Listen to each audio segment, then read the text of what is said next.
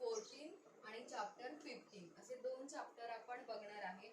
खूप लेंदी आहे, सो एक परत जास्त वाढतं आणि काहींचे इम्पॉर्टन्सनुसार ते चॅप्टर घ्यायचे म्हणून मी 2 चॅप्टर एकदम घेते. त्यातला हा जो आपला 14वा चॅप्टर आहे the offences affecting the public health, safety, convenience, decency and morals हे 14व्या ह्याच्यामध्ये आहे. आणि मग त्याच्यामध्ये येतं की पब्लिक न्यूसन्सशी रिलेटेड जे जे काही आहे ते सगळं ह्या चॅप्टरमध्ये येतं. आणि नेक्स्ट आहे तो ह्याच्यापेक्षा पूर्ण वेगळा आहे, ह्याच्याशी रिलेटेड नाही तरीही आपण आज घेतोय, तो आहे ऑफेन्सेस रिलेटिंग टू रिलिजन. म्हणजे धर्मासंबंधीचे जे काही कायदे आहेत ते ह्याच्यामध्ये येतात. आणि ह्याच्यामध्ये कोणते येतात तर आपली काही सुरक्षितता आहे, सोय आहे, सभ्यता, आपली हेल्थ ह्याच्याशी रिलेटेड जे काही कायदे आहेत, ऑफेन्सेस आहेत ते ह्या 14व्या चॅप्टरमध्ये येतात. त्याचा सेक्शन आहे 268 to 294A आणि याचा आहे 295 to 298 असा सेक्शन आहे. तर आपण पहिलं ह्या 14व्या चॅप्टरला जे काही इम्पॉर्टन्स आहे ते मी तुम्हाला सांगते की जे एक्झामशी रिलेटेड आहे किंवा आपल्या डेली ह्याच्यात सुद्धा ह्याचं खूप आपल्याला जाणवेल ही गोष्ट. तर ह्या अशा गोष्टी फक्त मी आता क्लिअर करूया आपण. त्यातला पहिला आहे 268 that is public nuisance. Public nuisance आपल्याला माहितीच आहे की आपल्याला जागोजागी हे म्हणजे आपण जर समाजात वावरतो तर आपल्याला प्रत्येक वेळी ह्या गोष्टीचं जाणवते की इथे कितीतरी उपद्रव आहे. उपद्रव म्हणतात मराठीमध्ये न्यूसन्सला, की आपल्याशी रिलेटेड, आपल्या हेल्थशी रिलेटेड, म्हणजे रस्त्यावर थुंकणं असेल, सिगारेट सार्वजनिक ठिकाणी ओढल्यामुळे कुणाला त्रास होत असेल तर हे सगळं उपद्रवमध्ये किंवा ह्या न्यूसन्समध्ये, की जेणेकरून आपण केलेली गोष्ट किंवा आपण जे काही करतो त्याच्यामुळे जर लोकांना त्रास होत असेल तर दॅट इज पब्लिक न्यूसन्स. तर त्याची ऍक्च्युअल डेफिनेशन आपण बघूया. A person is a guilty of a public nuisance who does any act or is guilty of an illegal omission. म्हणजे कोणतीही act or illegal omission which causes any common injury, danger or annoyance to the public or the people in general who dwell or occupy property in the vicinity, or which must necessarily cause injury, obstruction, danger or annoyance to person who may have occasion to use any public right.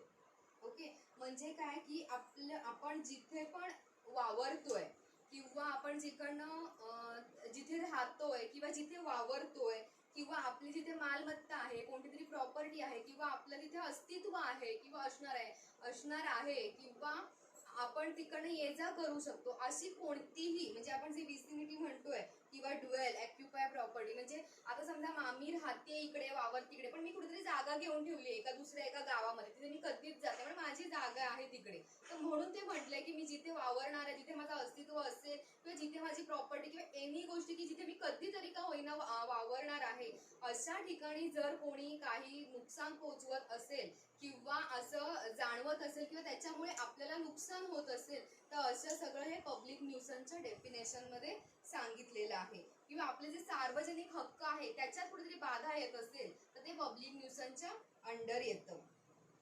किंवा असा कोणता त्रास आहे किंवा हे सगळं जे आहे ते सगळं पब्लिक न्यूसन्स मध्ये येतं. तर त्यांनी खाली एक वाक्य लिहिलंय, a common nuisance is not excuse on the ground that it causes some convenience or advantage. म्हणजे कोणत्याही, म्हणजे ह्या न्यूसन्समुळे किंवा न्यूसन्सचा कुठेतरी फायदा होतोय म्हणून एखादी गोष्ट जर घडवतोय आपण तर तो माफ होत नाही. जसं की आता आपण गणपती असतात, म्हणजे सार्वजनिक गणपती असतात, त्याच्यात खूप मोठ्या प्रमाणात गर्दी होते आणि तर ती गर्दी म्हणजे असं की सोय होत असेल तरी सुद्धा त्याला एक्सक्यूज नाही सांगितलेली आहे न्यूसन्सच्या डेफिनेशनमध्ये. म्हणजे काय, आता गणपतीच्या मंडपामध्ये मोठमोठ्या गर्दी होते त्यामुळे आपण काय करतो, ती अशी लाईन म्हणजे लाईन मारतात की त्या क्यू मधनच जायचं प्रत्येकाने आणि मग त्याला अशा त्या काठ्या वगैरे लावून ठेवतात, म्हणजे एक येणाऱ्यांची आणि एक जाणाऱ्यांची अशा 2 क्यू करतात. आणि आता गर्दी वाढली की ते असे 4 फिरवून वगैरे असं आणतात का, तर तिथे दर्शनाला येणाऱ्या लोकांना त्रास होऊ नये किंवा सुलभरित्या त्यांना दर्शन मिळावं, इझिली त्यांना दर्शन मिळावं म्हणून ते 4 पण हे तिथे चांगल्यासाठी करतात लोकांच्या, की लोकांच्या कन्व्हिनियन्ससाठी ते करतात. पण ह्याच्यामुळे जी बाकीची आहे, या मंडपाच्या बाहेरची लोक आहेत त्यांची जागा तिथे ऑक्युपाय होते, त्यामुळे त्यांना नुकसान होणार आहे ना. इकडे जर रस्त्यावर मंडप घातलाय तुम्ही आणि त्याची लाईन जर खूप मोठी वाढली तर येणाऱ्या जाणाऱ्या गाड्यांना त्याचा त्रास होतो तुमचा. मग तुम्ही इकडे सोय करताय पण तिकडच्यांना त्याचं नुकसान होतंय. म्हणजे या ठिकाणी काय सांगितलंय की a common is not excuse on ground that it causes some convenience. हा तुमचा कन्व्हिनियन्स असला तरी कुणाला तरी त्याचा उपद्रव होतोय म्हणून हा इथे एक्सक्यूज केला जात नाही. हा पब्लिक न्यूसन्स मध्ये हे घेतलं जातं. ही अशी डेफिनेशन आहे. त्यानंतर आहे section 269 negligent act likely to spread infection or disease dangerous to life. म्हणजे जर कोणीही असा रोग पसरवत असेल किंवा एखाद्याला रोग झाला आणि त्या माणसामुळे जर रोग पसरवला जात असेल तर त्यामुळे जर कोणी निग्लिजंटली बिहेव करत असेल, जसं की आता आपण करोनाचं एक्झाम्पल घेऊया की आता एका माणसाला करोना झालाय किंवा त्याचे काही सिम्पटम्स दिसत आहेत करोनाचे, सो त्याने स्वतःहून क्वारंटाईन व्हायला पाहिजे किंवा जे काही इन्स्टिट्यूशनल क्वारंटाईन करतात ते करून घेतलं पाहिजे किंवा ती माहिती म्युन्सिपाल्टी किंवा जे काही आहेत त्यांना ती माहिती दिली पाहिजे की मला हे सिम्पटम्स जाणून येतात किंवा त्यांनी स्वतःहून डॉक्टरांकडे जायला पाहिजे. आणि खूप असे आता जे काही पब्लिक सर्वंट्स आहेत की ते सुद्धा दारोदारी जातात तर त्यांना खरं बोललं पाहिजे. तर जर तो हा खरं नाही बोलला, घरातच राहिला बिनधास्तपणे, आता खूप उदाहरणं आपण बघतो की बिनधास्तपणे बाहेर वावरतात, असं जर करत राहिला तर ह्याच्यामुळे काय होतं, ह्याने निग्लिजंट केलेलं आहे, हयगय केलेली आहे त्याने. त्याला जर कळते कुठेतरी जाणवते की आपल्याला काहीतरी होतंय तर त्याने आधी प्रिकॉशन घेतली पाहिजे. मग असा जो कोणी ऍक्ट करेल तर त्याला तो शिक्षेस पात्र होईल. मग त्याला काय शिक्षा सांगितली, त्याला 6 महिन्यापर्यंतची म्हणजे इम्प्रिझनमेंट 6 मंथ इम्प्रिझनमेंट सांगितलेली आहे ह्याच्यामध्ये 269 मध्ये. ते आहे 270 सेम आहे. त्यात फक्त आहे की ह्याच्यात काय होतं की निग्लिजंट होतं की जो निग्लिजंटली बिहेव करेल त्याला ह्याच्यात शिक्षा सांगितलेली आहे. आणि ह्याच्यात काय सांगितलंय, मॅलिग्नंट ऍक्ट म्हणजे काय की कुणाच्या तरी जीवास धोका पोहोचतोय. आता हा नुसता पहिल्या ह्याच्यात काय सांगितलेलं 69 मध्ये की निग्लिजंटली बिहेव्हिअर, बिनधास्तपणे बाहेर वावरणं, म्हणजे त्याचं इंटेन्शन काय असतं की कुणाला रोग हवा आहे त्याचा इंटेन्शन नसतो पण तरीही तो बिनधास्तपणे जर वावरतोय किंवा निग्लिजंटली सगळं बाजारात जातोय काय काय करतोय तर ते निग्लिजंट झालं. पण अशी कृती जर तो करतोय की जी की त्याच्यामुळे कुणाला तरी सिरियसली आजार होणार आहे, असा जर कोण कृती करताय तर ते 270 मध्ये येतं आणि त्याला 2 वर्षापर्यंतची शिक्षा सांगितलेली आहे. म्हणजे याच्यात डेंजरस टू लाईफ होत असेल ह्याच्या वागण्यामुळे, जर इतरांना म्हणजे malignant act likely to spread infection of a disease dangerous to life, whoever malignantly does any act which is and which he knows or has reason to believe to be likely to spread the infection of a disease dangerous to life shall be imprisonment either description format 2 years पर्यंतची definition ह्याच्यामध्ये सांगितलेली आहे. म्हणजे काय, पहिल्या ह्याच्यात काय negligence आहे की जो कोणी हयगईची कृती करेल असं सांगितलंय. आणि 270 मध्ये काय सांगितलंय की रोग पसरवण्याचा संभव असेल तर ती घातकी कृती करेल, म्हणजे तसं काहीतरी घातकपणे करेल, म्हणजे बिनधास्त एखाद्याच्या घरी जाईल, त्याच्याशी बोलेल, त्यासोबत फिरेल वावरेल, तर ही झाली घातकी कृती. तर त्यामुळे तसं जे कोणी करेल तर त्याला 2 वर्षापर्यंतची शिक्षा आहे. त्यानंतर आहे 271 सेक्शन, खूप इंटरेस्टिंग आहे बघा, डिसओबिडियन्स टू क्वारंटाईन रूल. आता हा शब्द आपण म्हणतो की क्वारंटाईन शब्द आता आम्ही नव्याने ऐकला पण आयपीसी मध्ये ऑलरेडी क्वारंटाईन हा शब्द आहे. सो इट्स सेक्शन काय आहे, इंटरेस्टिंग आहे. Disobedience to quarantine rule. आता क्वारंटाईन म्हणजे काय सगळ्यांना कळलेलं. आता जर अदरवाईज ह्याच्या आधी डेफिनेशन समजून घ्यायला लागलं की क्वारंटाईन म्हणजे काय, म्हणजे काही जर तुम्हाला क्वारंटाईन केलेलं असेल आणि त्या रूल मध्ये जर कोणी व्यत्यय आणत असेल किंवा ते रूल फॉलो करत नसेल तर त्याला सुद्धा ह्याच्यामध्ये पनिशमेंट सांगितलेली आहे. आणि ती पनिशमेंट काय आहे की ज्याला जाणीव आहे ह्या गोष्टीची की मला क्वारंटाईन होणं खरंच गरजेचं आहे, काहीतरी सिम्पटम्स दिसत आहेत, काहीतरी जाणवत आहे आणि तरी सुद्धा मी जर क्वारंटाईन होत नसेल आणि बिनधास्त वावरत असेल, जसं की 269 आणि 270 सेक्शन मध्ये सांगितलं, तर ते नियम मी मोडत असेल क्वारंटाईन करून सुद्धा, हा आधी काय क्वारंटाईन न होता तो गावभर फिरतोय आणि आता काय 271 मध्ये काय क्वारंटाईन ऑलरेडी केलेलं आहे आणि तरी पण तो ते नियम रूल डिसओबिडियन्स करतोय किंवा जे रूल मोडतोय तर दॅट इज 271 सेक्शन आहे. त्याच्यामध्ये काय सांगितलेलं आहे तर 6 महिन्यांपर्यंतची शिक्षा. म्हणजे आता हे एक्झाम्पल द्यायची आता काही गरजच नाही. कोरोना हेच एक बेस्ट एक्झाम्पल आहे सगळ्यासाठी ह्याच्यामध्ये. सो हे तर तुम्हाला एक्सप्लेन करायला नको, शब्दातच सगळं आलंय. डिसओबिडियंट रूल ऑफ क्वारंटाईन जर केलं असेल आणि त्याचे जर रूल कोणी मोडत असेल तर त्याला 6 महिन्यापर्यंतची शिक्षा आहे. लक्षात ठेवा. असं कोण असेल तर तुम्ही आता बिंदास पोलिसांना किंवा कोणाला सांगू शकता, किंवा तुमच्या आजूबाजूला असं कोणी दिसलं तरी तुम्ही त्याला असं ऐकू शकता की IPC मध्ये हे असं सेक्शन आहे, हे तुम्ही आता बिंदासपणे सांगू शकता. तर काय लिहिलं फक्त वाचून दाखवूया. Whoever knowingly disobeys any rule made any promulgated by the government, by government म्हणजे गव्हर्नमेंटच क्वारंटाईन करतं, for putting any vessel into a state of quarantine or for regulating the intercourse of vessels in a state of quarantine with the shore or with other vessels, or for regulating the intercourse between places where an infectious disease prevails and other places shall be punished with imprisonment either for term 6 month पर्यंतची definition त्याच्यामध्ये सांगितलेली आहे. असे हे 271 section आहे. तर next आहे 272 section, adulteration of a food और ड्रिंक इंटेंडेड फॉर सेल. म्हणजे काय की जे भेसळयुक्त पदार्थ असतील, म्हणजे फूड असेल किंवा ड्रिंक असेल, तर ते विक्रीसाठी आणणं किंवा त्याची विक्री करणं, तर ह्याच्यामध्ये ते पनिशेबल आहे. आणि त्यात त्यांनी 6 मंथ पर्यंतची शिक्षा सांगितलेली आहे. म्हणजे कोणतेही भेसळयुक्त पेय किंवा कोणताही अन्नपदार्थ जर विकेल तर त्याला ह्याच्यात शिक्षा सांगितलेली आहे. त्यानंतर 273 सेक्शन आहे, सेल ऑफ नॉक्शियस फूड और ड्रिंक. म्हणजे जी कोणती अपायकारक असे खाद्यपदार्थ आहेत की ज्याच्यामुळे आपल्याला त्रास होऊ शकतो, असे जे खाद्यपदार्थ, काही काही आंबलेले पदार्थ ठेवतात. आपण जे बघतो ना की उघड्यावरचा अन्नपदार्थ खाऊ नये, की ते काय असतात, काही पदार्थ असतात ते शिळे असतात, त्यामुळे त्याच्यात आंबू शकतात ते पदार्थ. तर असे जे काही पदार्थ आहेत ते जर त्याची जर विक्री करत असतील तर ते सुद्धा घातक आहे. आणि त्यांना 6 महिन्यापर्यंतची शिक्षा किंवा फाईन, असं 1000 रुपयापर्यंतचा फाईन असं ह्याच्यामध्ये सांगितलेलं आहे. त्यानंतर 274 सेक्शन आहे, that is adulteration of drugs. आता औषधी पदार्थांमध्ये जर भेसळ केली तर त्याचं सांगितलेलं आहे, ते वाचून दाखवते. Whoever adulterates any drug or medical preparation in such a manner as to lessen the efficacy or change the operation of such drug or medical preparation, or to make it noxious, intending that it shall be sold or used or knowingly it to be likely that it will be sold or used for any medical purpose, as if it had not undergone such adulteration, shall be punished with imprisonment either description for a term which may be extended to 6 months or fine or both.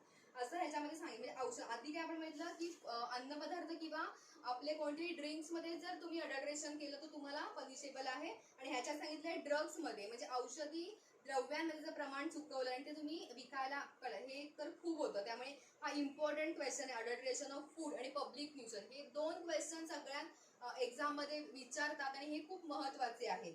तर adulteration of drug 274 मध्ये सांगितलेलं आहे की औषधांमध्ये भेसळ जर कोणी केली तर तो ऑफेन्स आहे आणि तो पनिशेबल आहे. नेक्स्ट सेक्शन आहे 275, सेम आहे, सेल ऑफ अडल्ट्रेटेड ड्रग्स. या 274 मध्ये काय सांगितलेलं, त्यांनी डेफिनेशन सांगितलेली. आणि ह्याच्यामध्ये काय की त्यात भेसळ करणं ही, ह्याला 274 मध्ये काय भेसळ करणं सांगितलंय. आणि हे भेसळयुक्त पदार्थ भेसळयुक्त औषधं विकणं हे 275 मध्ये सांगितले. आणि त्याला पण 6 महिन्यापर्यंतचं इम्प्रिझनमेंट सांगितलेली आहे. त्यानंतरचं सेक्शन आहे 276, that is sale of a drug as a different drug or preparation. म्हणजे एखादं जर औषधी पदार्थ आहे किंवा ड्रग्स आहेत एखादे, ते एक दुसरं औषधी पदार्थ आहे म्हणून विकणं. जसं की पॅरासिटामॉल किंवा ह्या सगळ्या अशा जे काही आहे की आपण सांगतो की नाही हे घेतलं तरी तुमचं पेन किलरच आहे हे सुद्धा, किंवा हे सुद्धा सेमच आहे, ह्याच्यात पण पॅरासिटामॉल आहे ह्याच्यात पण पॅरासिटामॉल आहे, म्हणून आपण पेन किलर म्हणून कोणत्याही गोळ्या देतो की दोन्ही सेमच आहेत, फक्त कंपनी वेगळी आहे, असं म्हणतात ना काही काही मेडिकलमध्ये की डॉक्टरने प्रिस्क्रिप्शन दिलं की अरे हे पण सेम आहे, फक्त कंपनी वेगळी आहे म्हणून हे वेगळं आहे. तर अशा ज्या गोष्टी आहेत त्यांचं ते चुकीचं निघालं तर ते घेऊ शकता तुम्ही जर सेम असेल तर, पण ते जर चुकीचं निघालं तर तो पनिशेबल आहे. असं ह्याच्यामध्ये म्हणजे sale of a drug as a different drug or preparation हे 276 मध्ये सांगितलं. त्याला पण 6 महिन्यापर्यंतची शिक्षा सांगितलेली आहे. त्यानंतर आहे 277 that is falling water of a public spring और रिझर्वायर. म्हणजे काय तर आपलं जे काही आपल्याकडे पाणी आहे की ते दूषित करणं. पाणी म्हणजे वाहतं पाणी जे असतं ना, काही जलाशय असतात, काही तलाव असतात आपल्या गावामध्ये, असे जे छोटे जलाशयाचे प्रकार आहेत, म्हणजे एकदम नदी किंवा समुद्र नाही की जे पाणी साठवण्याचे, पण ते नैसर्गिक पाहिजे, कुठचेही कृत्रिम नको, की तलाव किंवा एखादा जलाशय, धबधबा, धबधब्यातलं साठलेलं पाणी किंवा असं छोटा ओढा असेल तर ते दूषित करणं, तर हे सुद्धा पनिशेबल आहे. 3 म्हणजे हे का सांगितले सेक्शन. आता औषधी पदार्थावर डायरेक्ट आपण पाण्यावर आलो, नदी तलावावर आलो, म्हणजे काय तर हे आपल्या हेल्थसाठी कन्व्हिनियन्स, हेल्थ सेफ्टी आपलं जे आहे कन्व्हिनियन्स ह्यासाठी हे सगळं उपयोगी आहे. म्हणजे काही गोष्टी हेल्थशी रिलेटेड आहेत जसं की औषधं, काही सेफ्टीशी रिलेटेड आहेत जसं भेसळयुक्त जे काही अडल्ट्रेशन ऑफ फूड आहे, काही कन्व्हिनियन्ससाठी, न्यूसन्स हा आहे कन्व्हिनियन्ससाठी, डिसेन्सी आणि मॉरलसाठी, आणि पुढे येईल. आता जलाशयाची पाणी घाण न करणं असा हा जो सेक्शन आहे तो कशासाठी आहे, आपल्या हेल्थसाठी आहे, कारण ते पाणी कदाचित आपण प्यायलाही वापरू शकतो, वाहतं पाणी असतं ते सुद्धा. सो तर ते 277 मध्ये ते सांगितलेलं आहे. त्यानंतर पुढचा सेक्शन आहे 278 making atmosphere noxious to health. म्हणजे वातावरण आपलं जे आहे, आपलं जे काही ॲटमॉस्फिअर आहे ते दूषित करणं. जसं की मोठमोठ्या कंपन्यांमधले वायू, त्यांना एक हे असतं की एका लिमिटच्या बाहेर तुम्ही, म्हणजे त्यांचं जे चिमणी असते ती खूप उंच असते आणि त्याला एक मेजरमेंट ठरलेलं असतं की इतक्या इतक्या उंचीच्या वर तुम्ही तुमचे दूषित जे काही गॅसेस बाहेर पडतात तर ते एका ठराविक उंचीच्या नंतर सोडायचे, पण ते अर्ध्यावरच सोडतात. किंवा काही आपण बघितलं आता जे काही सोनाराकडे आटवलं जातं ऍसिड मध्ये, मग ते सुद्धा असं तिथेच जिथे दुकान असेल तिकडेच मागच्या साईडला हे लोक ऍसिडचं काम करतात. मग त्याच्यात सुद्धा एक विषारी वायू बाहेर पडत असतो, ते हे तिथल्या तिथे सोडतात. तर हे सगळं गावाबाहेर करायच्या गोष्टी असतात. तर त्यामुळे असं जर कोणी वातावरणात बिघडवत असेल तर तो सुद्धा याला पनिशेबल आहे आणि त्याला 500 रुपयापर्यंतचा दंड असू शकेल, इतकी त्यांना फाईन सांगितलेला आहे. तर अशा प्रकारे हे ह्याच्यामध्ये दिलेलं आहे. त्यानंतर rash driving and riding on a public way. जो कोणी रॅश ड्रायव्हिंग करेल तर त्याला सुद्धा ह्या पनिशेबल आहे. त्यानंतर आपल्या ह्याच्यात बोटी सुद्धा आपण वॉटर गेम्स वगैरे असतात ना, आपण समुद्रात गेलो की, तर ते सुद्धा कोणीतरी प्रमाणाच्या बाहेर खूप रॅशली त्याच्यात सुद्धा ड्राईव्ह करत असेल, म्हणजे समुद्रात सुद्धा असे काही रॅशली कोणी ड्राईव्ह करत असेल. काही काय असतात ना की जे नाही हे इतक्याच फास्ट चालवतं तर समुद्रात चालतं, त्या लाटा असतात त्याच्यामुळे ते चालवावं लागतं फास्ट, पण जर प्रमाणाच्या बाहेर कोणी फास्ट चालवत असेल तर त्याला सुद्धा तो सुद्धा ह्याच्यात पनिशेबल आहे. किंवा याच्यानंतर exhibition of a false light mark or buoy, म्हणजे खुणा ज्या असतात जे सायन्स आहेत ते जर तुम्हाला कोणी फसवत असेल त्याच्यानी तर ते सुद्धा ह्याच्यात पनिशेबल सांगितलेलं आहे. त्यानंतर आपण पुढे बघणार आहोत. त्यानंतर आता पुढे आपण सेक्शन बघणार तो डिरेक्टली 292 टू 294 सेक्शन बघणार आहोत. तर ते आहेत डिसेन्सी आणि मॉरल्स ह्याच्याशी रिलेटेड आहेत. Offences relating to the decency आणि मॉरल्स ह्याच्याशी रिलेटेड आहे. त्यातला पहिला आहे 292 सेक्शन ऑफेन्स ऑफ ऑब्सिनिटी. हे खूप महत्वाचं आहे. LLM ला सुद्धा आहे ऑब्सिनिटी, म्हणजे आपण त्याला मराठीमध्ये अश्लीलता म्हणतो. अश्लीलता दॅट इज ऑब्सेनिटी. तर त्याची काय 292 मध्ये त्याची डेफिनेशन दिलेली आहे. ऑफेन्सेस ऑफ ऑब्सिनिटी म्हणजे सेल ऑफ ऑब्सिन. बेसिकली आपण ऑब्सिनिटीची डेफिनेशन बघूया. Any book, pamphlet, painting, figure or any object which tends to deprive or makes morally bad persons and corrupt their minds, it is said to be obscene book and object. म्हणजे आपलं mind जिथे corrupt होतं किंवा असं काही intuitions होऊ शकतात असे बुक्स बघून किंवा काय, तर दॅट इज ऑब्सिन बुक्स किंवा मटेरियल. तर त्याच्यामध्ये पहिला जो सेक्शन आहे 292 that is sale of a obscene book or object. whoever sells, lets to hire, distribute or publicly exhibits, circulates or imports, exports or conveys or keeps in a possession for the purpose of a selling etc. shall be punished on first conviction with imprisonment for 2 years or with fine of 200 rupees, and on second subsequent conviction when he repeat the offense shall be punished with imprisonment for 5 years and fine with 5,000 rupees. त्याच्यामध्ये काय सांगितलेलं आहे की जो कोणी distribute करेल एखादं book असेल, बुक किंवा एनी ऑब्जेक्ट की जे ऑब्सिन आहे असं कोणतंही बुक सेल करेल, एक्झिबिट करेल, सर्क्युलेट करेल, इम्पोर्ट करेल, एक्सपोर्ट करेल, ते भाड्याने विकत घेईल किंवा भाड्याने विकत देईल, असं कोणतंही जिथे देवाणदेवाण होऊ शकते अशा केसमध्ये त्यांनी त्याच्यात म्हणजे पनिशेबल आहे. सेम त्यात त्यांनी काय सांगितलं, जर तो पहिला गुन्हा असेल तर त्याला 2,000 पर्यंत आणि 2 वर्षापर्यंतची इम्प्रिझनमेंट आणि 2,000 रुपयापर्यंतचा फाईन सांगितलेला आहे. आणि सेम ऑफेन्स जर सेकंड टाइम जर तो करतोय किंवा रिपीटेड होतात त्याचे ऑफेन्स तर त्याला 5 वर्षापर्यंतची शिक्षा आणि 5,000 रुपये दंड सांगितलेला आहे.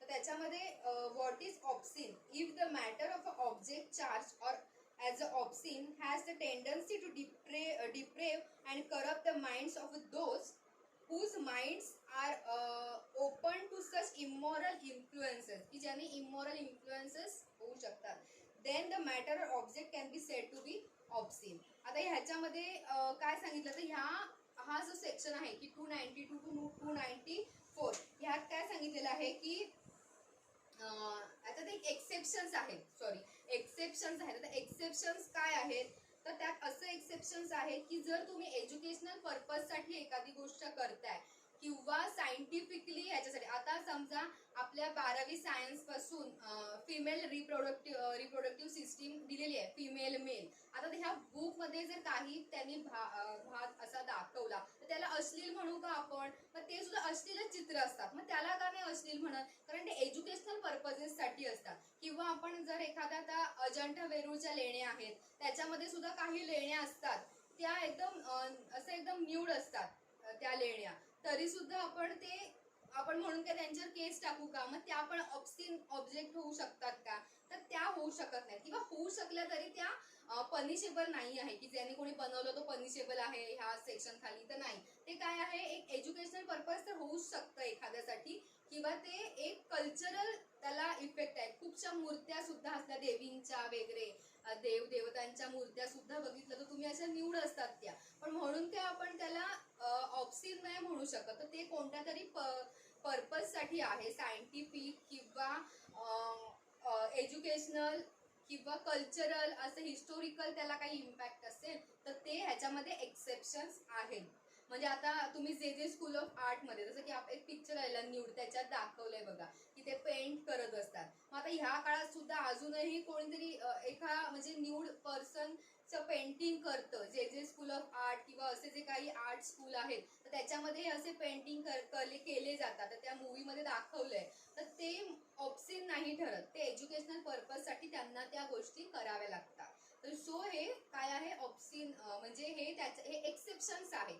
आता एक केस लॉ होता तर तो असा होता की ती जी कोणी महिला होती ती रिपोर्टर होती आणि तिने एका कॉल गर्लचा इंटरव्ह्यू घेतला होता.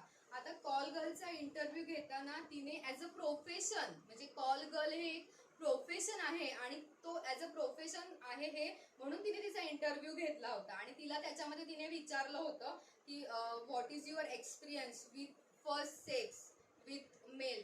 सो तिने त्याचं आन्सर केलं होतं, पण ह्याच्यावर खूप लोकांनी ऑब्जेक्शन घेतलं होतं की तुम्ही असं कसं विचारू शकता की तिचा एक्सपिरियन्स फर्स्ट सेक्स करतानाचा एक्सपिरियन्स काय होता.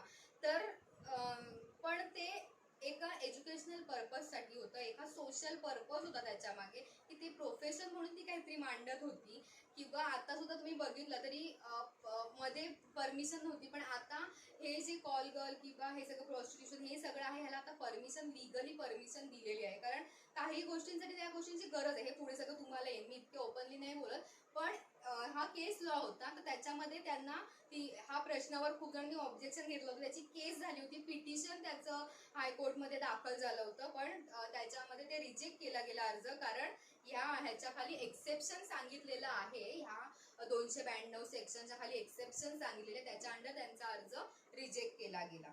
त्यानंतर पुढे ह्याच्याशीच रिलेटेड 294 पर्यंतचे सेक्शन आहेत. तर पुढचं जो 293 सेक्शन आहे, 293 सेक्शन आहे, that is sale of obscene book किंवा ऑब्जेक्ट टू यंग पर्सन. तर एखाद्या तरुण मुलाला जर तुम्ही हे विकताय किंवा ते वय असतं, जसं की तरुण आहेत सगळे, त्यांचं एक वय असतं या गोष्टी लगेच या गोष्टीकडे अट्रॅक्ट व्हायचं. त्यामुळे जो कोणी यंग पर्सनला असं जर काही करत असेल, विकत असेल, सेल करत असेल किंवा हायर करत असेल, तर त्याला पनिशमेंट सांगितलेली आहे आणि ती 7 इयर्स पर्यंतची पनिशमेंट आहे त्याच्यामध्ये.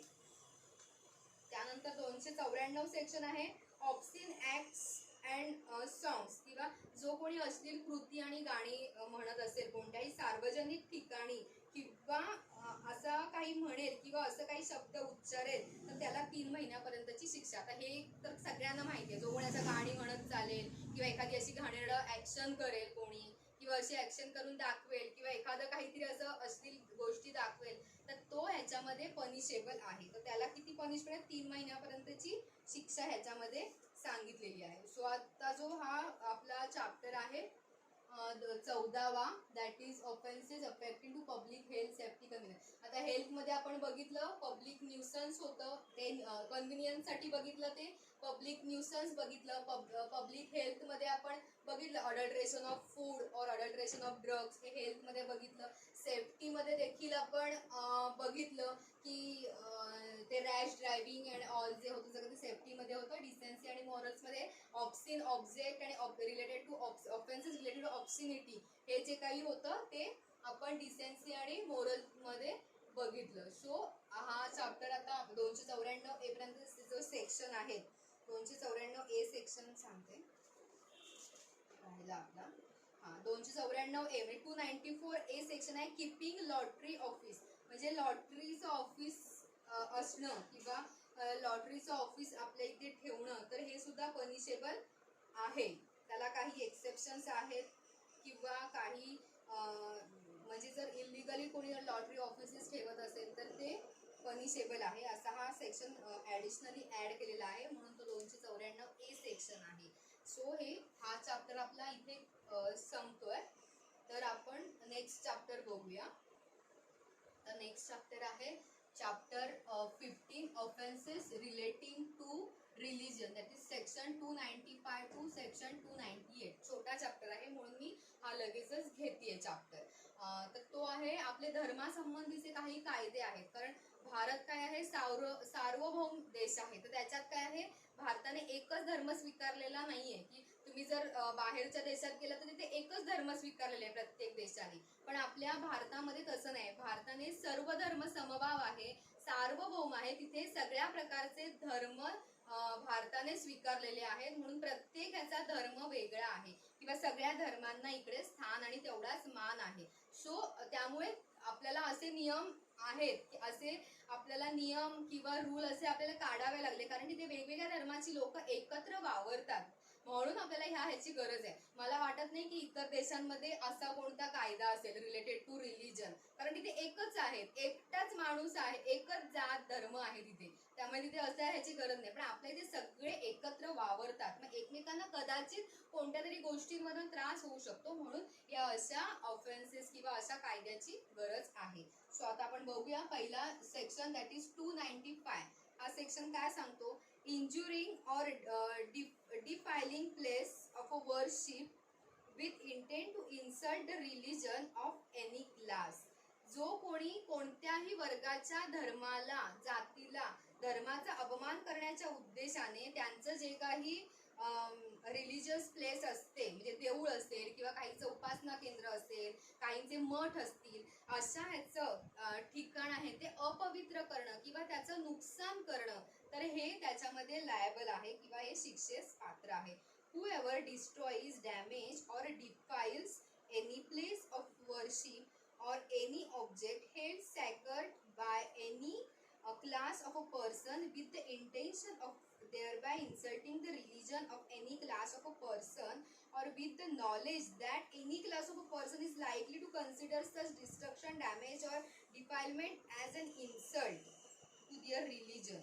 त्यांच्या धर्माचा जर कुठेतरी अपमान होतोय असं जर एखाद्याला वाटत असेल आणि त्याच्यामुळे तशी जर कोणी कृती करत असेल तर तो ह्या शिक्षेस पात्र आहे आणि त्याला 2 वर्षापर्यंतची शिक्षा सांगितलेली आहे. त्यानंतर 295A सेक्शन आहे, deliberate and malicious act intended to outrage religious feelings of any class by insulting its religion or religious belief. म्हणजे काय तर कोणत्याही वर्गाच्या धर्माचं, सारखं कोणत्याही वर्गाच्या म्हणजे काय असं काही नाही की उच्च धर्म नीच धर्म असं काही नाही, कोणताही असू दे मग तो काय उच्च असो नीच असो काही असो, कोणत्याही वर्गाच्या धर्माचा किंवा धार्मिक ज्या काही श्रद्धा आहेत, प्रत्येकाची धार्मिक श्रद्धा असते, धार्मिक गोष्टी आहेत, त्याचा अपमान करण्याच्या उद्देशाने जर कोणी त्यांची जी भावना आहे धर्माविषयीची त्याच्यावर जर कोणी अत्याचार करत असेल किंवा मुद्दामून जर अशा गोष्टी करत असेल तर तो ह्यासाठी शिक्षेस पात्र आहे.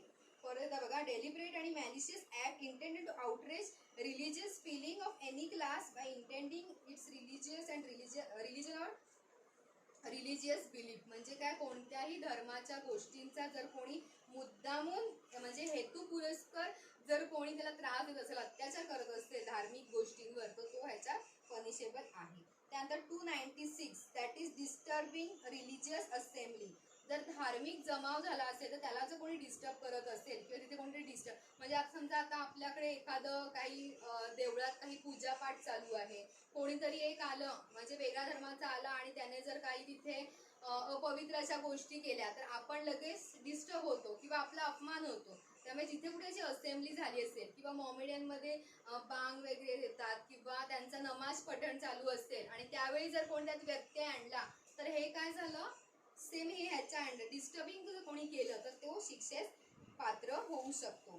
त्यानंतर सेकंड आहे 297 trespassing on burial places etcetera. म्हणजे ज्या कोणत्याही ठिकाणं आहेत, ब्युरियल म्हणजे पुरण्याचं जागा आहेत, म्हणजे जसं काही दफन किंवा दहन जिथे आपण करतो म्हणजे आपले म्हणजे मरणानंतर जिथे दफन किंवा दहन केलं जातं अशा ज्या काही ठिकाणं आहेत तर त्या ठिकाणांमध्ये जर कोणी अतिक्रमण करत असेल, काय काय बघा अशा केसेस आहेत कोर्टामध्ये की इकडची स्मशानभूमी म्हणजे मुस्लिमांची स्मशानभूमीवर कोणीतरी बिल्डिंग बांधली, ती जागा कोणीतरी विकत घेतली, तिथे बिल्डिंग बांधली, तिथे कमर्शियल केलंय, असं सुद्धा आहे, अशा सुद्धा केसेस आहेत. तर असं जर कोणी ट्रेसपास करत असेल तर त्याला ह्याच्यामध्ये तो व्यक्ती त्याच्यात पनिशेबल आहे.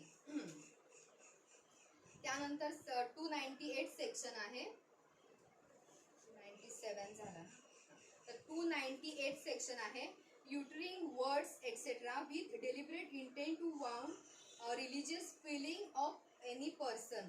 जर एखाद्याच्या बोलण्यामुळे, एखाद्याच्या शब्दामुळे किंवा एखाद्याने कोणताही धार्मिक असं दुःख म्हणजे काय म्हणतो आपल्या धार्मिक भावना जिथे कुठे दुखावल्या जाऊ शकतात असं जर कोणी उच्चार केला शब्दांचा किंवा असं जर कोणी आपल्याला बोललं की ज्याच्यामुळे आपल्या धार्मिक भावना दुखावणार आहेत असं जर कोणी बोललं तर त्याला सुद्धा ह्याच्यात शिक्षा सांगितलेली आहे. whoever with the deliberate intention of wounding the religious feeling of any person. म्हणजे ते माणसाशी रिलेटेड आहे, म्हणजे धर्माशी रिलेटेड सुद्धा आहे, पण एखाद्या माणसाला सुद्धा दुखावतो. आपल्या धर्माबद्दल जर आपल्याला कोण बोललं तर आपल्याला राग येतो ना, मग असा जो कोणी माणूस दुखावला जाईल, एखादा वैयक्तिक ऍक्ट आहे, 298 हा वैयक्तिक एका माणसासाठी आहे. any person utters any word or makes any sound in the hearing of that person or makes any gestures in sight of that person or places any object in the sight of that person shall be punished with imprisonment either description for a matter. म्हणजे 1 वर्षापर्यंत शिक्षा किंवा सोबत fine किंवा दोन्हीही असं त्याच्यामध्ये 298 section मध्ये सांगितलेलं आहे. आता यात थोडक्यात काय सांगितलं आहे 295 ते 98 सेक्शन मध्ये की जर आपल्या धार्मिक भावना जर कोणी दुखावत असेल किंवा आपल्या धार्मिक गोष्टींचा कोणी अपमान करत असेल, म्हणजे नुसतं बोलण्यावारे असं नाही, आपल्या जर आपले धार्मिक स्थळ आहेत तर त्याचा कोणी गैरवापर किंवा त्याच्याशी रिलेटेड कोणी काही नुकसान करत असेल किंवा आपल्या तिथे पवित्र जागा आहेत, देऊळ मशीद चर्च जे काही असतं हे आपल्यासाठी पवित्र असतं, तर ते जर कोणी अपवित्र करत असेल किंवा त्याचा अपमान करत असेल तर त्या ह्याच्यामध्ये ते पनिशेबल आहे. कॉन्स्टीमध्ये सुद्धा हा सेम सेक्शन आहे, म्हणजे सेम सांगितलेलं आहे, तर तुम्ही कॉन्स्टीमध्ये सुद्धा हे गोष्टीचा तुम्ही वाचू शकता आणि आणि ह्याच्यामध्ये धार्मिक गोष्टींशी रिलेटेड जो कोणी भावना दुखावत असेल तर त्याला ह्याच्यामध्ये पनिशेबल आहे. असे हे आजचे आपले 2 चॅप्टर आहेत आणि आता आपण हे 2 चॅप्टर आज इथे